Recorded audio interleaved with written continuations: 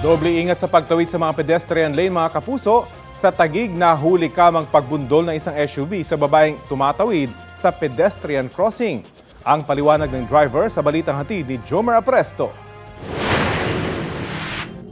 Kuha ang video na ito ng isang motovlogger habang binabaybay ang Bayani Road sa Taguig City. Makikita ang isang SUV ang kumaliwa, beating the red light papunta sa 5th Street.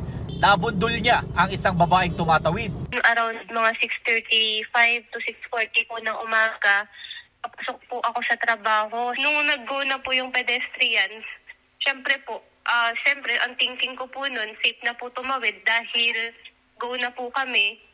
Tumawid na po ako. Agad naman daw naharang ng mga marshal ang driver ng SUV at nakatawag din sila ng ambulansya. Yun nga lang, hindi raw siya agad naisugod sa ospital dahil hinintay pa nila ang umano'y amo ng SUV driver.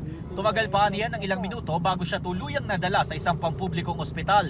Bukod sa pananakit ng kaliwang bahagi ng katawan, nagkaroon din siya ng bukol sa ulo at ilang sugat. Pagkatapos masuri, nagtungo raw sila sa Traffic Investigation Unit ng Taguig City Police kung saan sila nagbigay ng salaysay. Meron daw pinapirmahan sa kanya. Nakasaad dito na sasagutin ng driver ng SUV ang gasto sa pagpapagamot at sa mga araw na hindi siya nakakapasok sa trabaho. Ang problema, 1,500 pesos pa lamang daw ang ibinabayad ng nakabundol sa kanya. Hindi niya rin daw aakalain na ito na pala ang full settlement at hindi na siya makakapagsampa ng reklamo laban sa driver.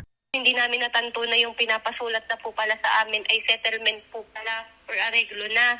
Ayon naman sa pulisya, patuloy silang nakikipag-ugnayan sa driver ng SUV. Sa ngayon po ay nagpapalakas pa po yung biktima. Pero open naman po tayo doon na yung sa kasunduan. Para kung hindi masunod po yun, ay pwede po siyang magreklamo po. Sinusubukan pa namin hingan ng pahayag ang driver ng SUV. Base sa kanyang salaysay sa mga pulis, naalangan na raw siya sa gitna ng kalsada kaya pinilit na niyang ituloy ang pagkaliwa. Jomer Apresto nagbabalita para sa GMA Integrated News.